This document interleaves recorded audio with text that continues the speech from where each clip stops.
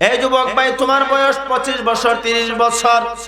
এই 25 বছরের ভিতরে কয় ওয়াক্তের নামাজ পড়েছো আর কত ওয়াক্তের নামাজ তুমি ছেড়ে দিয়েছো? হিসাব মিলাও। হাসরের মাঠে যখন মিজানের পাল্লায় তোমার নেকি এবং বদি ওজন দেওয়া হবে, আমার তো বিশ্বাস বদের পাল্লা ভারী হয়ে যাবে, ঠিক কিনা?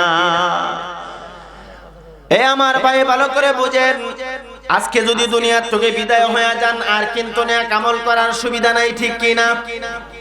কিন্তু যুবক ভাই মনে মনে ভাবে, আমি তো যুবক, আমি তো ইয়ং, এখনো আমার মরার টাইম হই নাই। আছে কি নাই? আমি বলবো না রে যুবক ভাই, না, তুমি দুনিয়াতে কেন আসলা, তুমি দুনিয়াতে কি করতেছো, তোমার মনের সাথে পরামর্শ করো, মনটাকে বোঝাও আর বলো, রে আমার মন,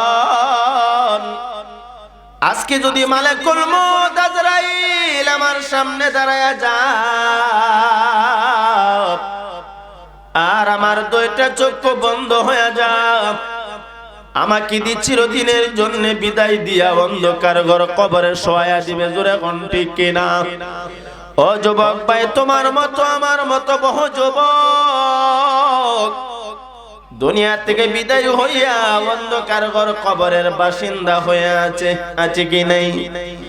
এজন্য যুবক ভাই, মুরব্বী বাবা, আমরা যারা গুনাহ করেছি, নাফরমানি করেছি, আমরা তো দুনিয়া থেকে বিদায় হয়ে যাব। এই গুনাহ লইয়া, নাফরমানি লইয়া দুনিয়া থেকে বিদায় হতে চাই না, কারণ গুনাহগার পাপিষ্ঠ নাফরমান যখন কবরে যাবে দুনিয়া থেকে বিদায় হবে। আল্লাহর নবী বলেন, উম্মতের দল, পাপিষ্ঠ গুনাহগার নাফরমান কবরে যাওয়ার পর কবরটা জাহান্নামের গর্ত হয়ে যাবে, ঠিক কিনা? আওয়াজ দিয়া বলেন। গুনাহগার পাপিষ্ঠ নাফরমান ওই গুনাহ লইয়া, নাফরমানি লইয়া তাওবা না করিয়া যদি মরিয়া যায়, আল্লাহর নবী বলেন, ওই বেনামাজি পাপিষ্ঠ নাফরমানের কবরের দুই পাশের মাটি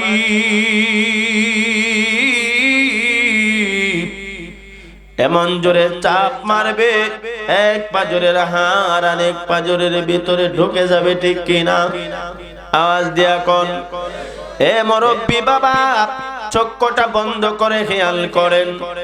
রে আমার যুবক ভাই, তুমি আজকে দুনিয়ার রং ঢং তামসায় পড়িয়া কবরের আযাবের কথা ভুলে গেছো, জাহান্নামের কঠিন ভয়াবহ পরিস্থিতির কথা ভুলে গেছো।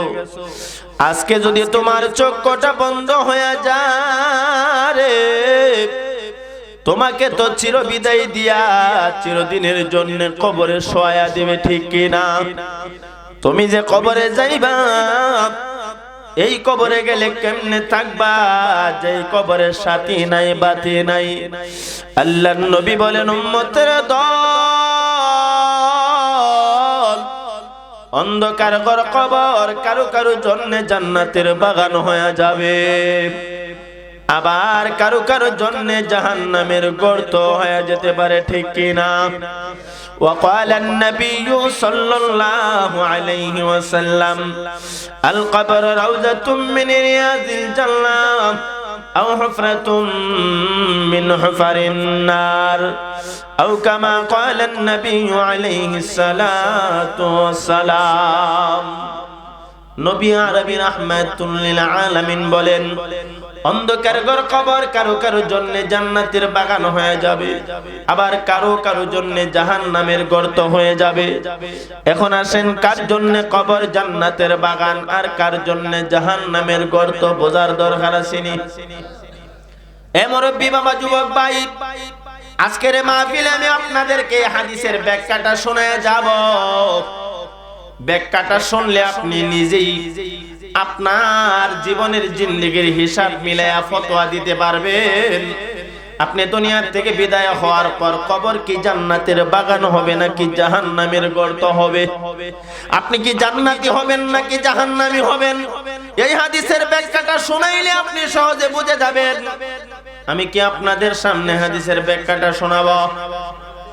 এখানে যারা বসছেন, আপনি কি জান্নাতি হবেন নাকি জাহান্নামী হবেন? আপনার কবর কি জান্নাতের বাগান হবে নাকি জাহান্নামের গর্ত হবে? আমি এখন বলে যাব, শুনে যাবেন নাকি চলে যাবেন? অনেকের প্রশ্ন, হুজুর এই ধরনের ওয়াজ তো জীবনে শুনি নাই, আমি কি জান্নাতে যাব না জাহান্নামে যাব, আপনি বলবেন কি করে? আমি বলবো না রে ভাই না, ও মুরব্বি বাবা না, আমি তো বলি নাই, বলেছেন আমার নবী সুবহানাল্লাহ। এজন্য আমি আপনাদেরকে হাদিসের ব্যাখ্যাটা শোনাবো। কার জন্য কবর জান্নাতের বাগান হবে আর কার জন্য জাহান্নামের গর্ত হবে? শুনে যাবেন নাকি চলিয়া যাবেন? সবাই রাজি আছেন? কে কে রাজি না হাত তুলে দেখান। মাশাআল্লাহ। ঘুমাইতেছেন আপনারা? অনেকে তো ঘুমায় ওয়াজ শুনতেছেন, নতুবা তো হাত ওঠানোর কথা ছিল না। নাকি আমার ভাষা আপনারা বুঝেন না? হ্যাঁ, ভাষা তো নরসিংদীর ভাষার সাথে যথেষ্ট মিল আছে, আছে কি নাই? আর জোরে কন্যা তো আপনারা এমন উল্টা পাল্টা হাত ওঠান, ঘুমাইতেছেন নাকি? ওয়াজ এখনো স্টার্ট হয় নাই, হয়তো কি হইতো না। আর জোরে কর।